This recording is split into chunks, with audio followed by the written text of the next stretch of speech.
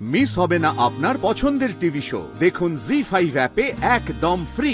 ঈশিতা দি এত বড় শয়তানিটা করলো, ওকে নিজেকে ভালো প্রমাণ করার চেষ্টা করছে। ভালো হলেও কি ওকে কেউ ভালো বলে মানবে?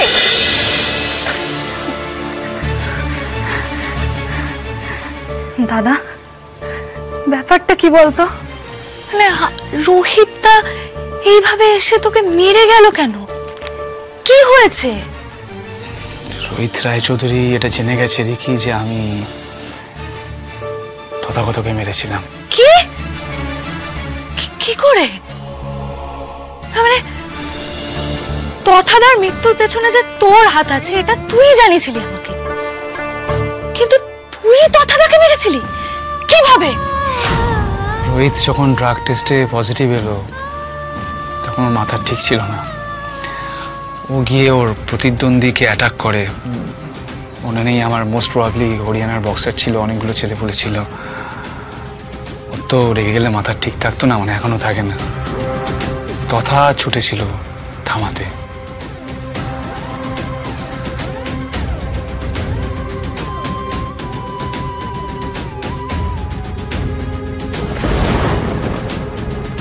মারামারির মধ্যে তথাকেও ধাক্কা মেরে দিয়েছিল। ওই গেমস ভিলেজে ছাদের রেলিংগুলো খুব ছোট ছিল। আমি তথার পেছন পেছনে গেছিলাম। তথার ব্যালেন্সটা হারিয়ে গেলেও লাস্ট মোমেন্টেও ব্যালেন্সটা সামলে নিয়েছিল, কিন্তু আমি সামলাতে দিইনি।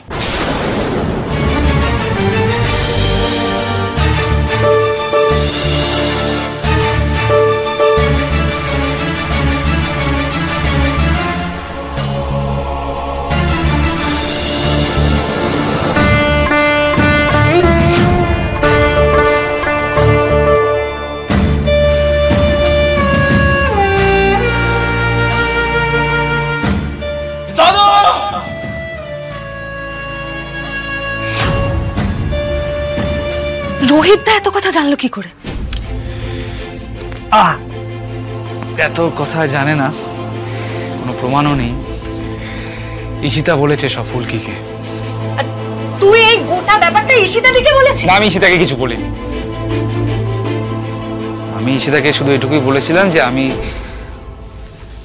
এক ঢিলে দুই পাখি মেরেছি। ঈশিতা বুদ্ধিমতী মেয়ে, বোধহয় গেস করেছিল।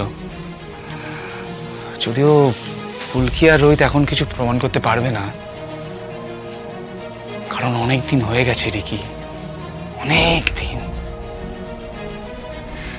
ঈশিতা দি এত বড় শয়তানিটা করলো, ওকে নিজেকে ভালো প্রমাণ করার চেষ্টা করছে। ভালো হলেও কি ওকে কেউ ভালো বলে মানবে? আমি যদি সবার কথা ছেড়েই দিই, ও যা করেছে তারপরে তমালদা ওকে মেনে নেবে?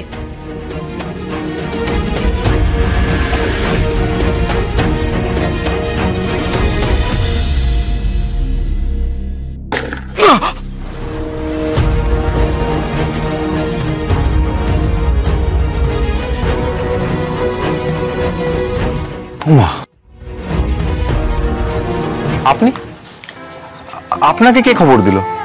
অংশুমান বাবু, আপনি ঠিক আছেন তো? হ্যাঁ, আমি ঠিক আছি, আপনি চিন্তা করবেন না। আপনি শুধু শুধু আমার জন্য এতটা কষ্ট করতে গেলেন।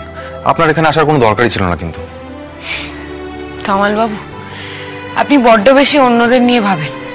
এখন সেটা করতে যাবেন না। জীবনে প্রথমবার নিজেকে নিয়ে ভেবেছেন, এখন সেটাই করুন। এই যে খুলে দিন,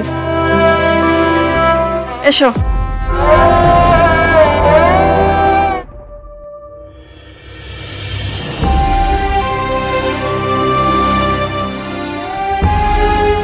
আপনারা কথা বলুন, আমি বাইরে আছি।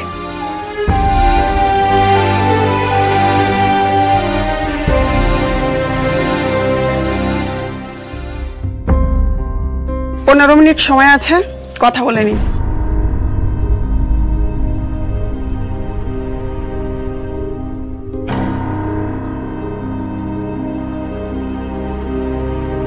আমি সত্যি ভাবতে পারিনি তুমি আসবে। কেমন আছো? শুনলাম তোমার উপর অ্যাটাক হয়েছিল। হ্যাঁ, সবই রুদ্রদা করাচ্ছে আর কি। এখন রুদ্রদার আগেনস্টে কোনো প্রমাণ নেই, তাই কিছু প্রুফও করা যাবে না।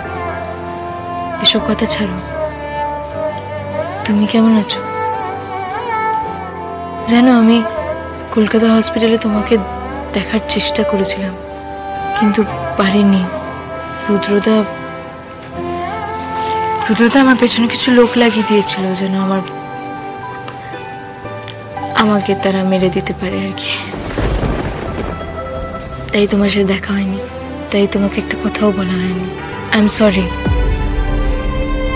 সরি? কিসের সরি? তোমাকে আমি সবসময় সবার সামনে শুধু ছোটই করে গেছি। তোমাকে বিয়ে করাটা আমার একটা স্কিম ছিল, তুমি কোনোদিন বুঝতেও পারোনি, আর আমি তোমাকে বুঝতেও দিইনি। অনেক ভুল করেছি জানো। আমি সবসময় না খুব বিরক্ত হতাম এটা ভেবে যে কার সাথে বিয়ে করলাম, কেন করলাম। কিন্তু আমি এটা বুঝতে পারিনি যে I got the best person in the world. রুদ্রতার মোহে আমি এতটাই অন্ধ হয়েছিলাম যে তোমার কোয়ালিটিসগুলো আমার চোখেই পড়েনি। আই এম সরি তোমায়। আমাকে একটু সময় দাও তোমায়, আমাকে এই সাজাটা কেটে বেরোতে দাও। আমি বাড়ি ফিরে তোমার সাথে খুব সুন্দর করে সংসার করব, আর কোনো কমপ্লেন করব না। সব ভালো হবে, দেখো, ট্রাস্ট মি। ঈশিতা, আমি ডিভোর্স চাই।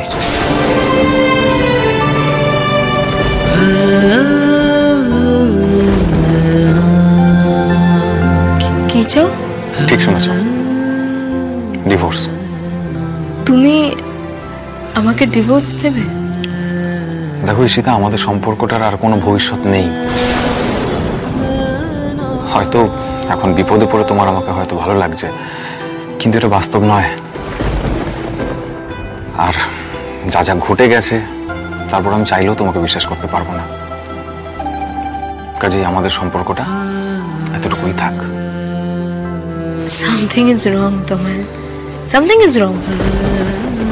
তুমি তোমাকে ভালোবাসো, তাহলে ডিভোর্সের কথা কেন বলছো? কেউ কিছু বলেছে তোমাকে? কে বলেছে বলো না? ওই ফুলকির দিদি ঝিনুক দাস কিছু বলেছে? ঝিনুককে আবার এর ভেতরে টানছো কেন? টানতে তো হবেই তোমার। তোমার এত টেক কেয়ার করছে, তোমার সাথে সবসময় আছে, তোমাকে নিয়ে এখানে অবধি এসছে, তারপর তুমি আমার থেকে ডিভোর্স চাইছো। দুই দুই চারটে আমি করতেই পারছি তোমার। তুমি বলো না তুমি সময় শেষ, ছেলে চলো।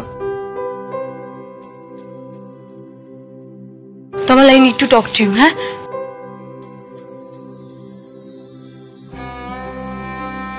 ঝিনুক দাস, জায়গা খালি পেয়েছো তাই ঢুকতে চাইছো তো? ঈশিতা রায় চৌধুরী হওয়া এত সহজ নয়। তুমি কোনোদিনও আমার জায়গা নিতে পারবে না। জি5 ডাউনলোড করুন আর সব এপিসোড দেখুন একদম ফ্রি।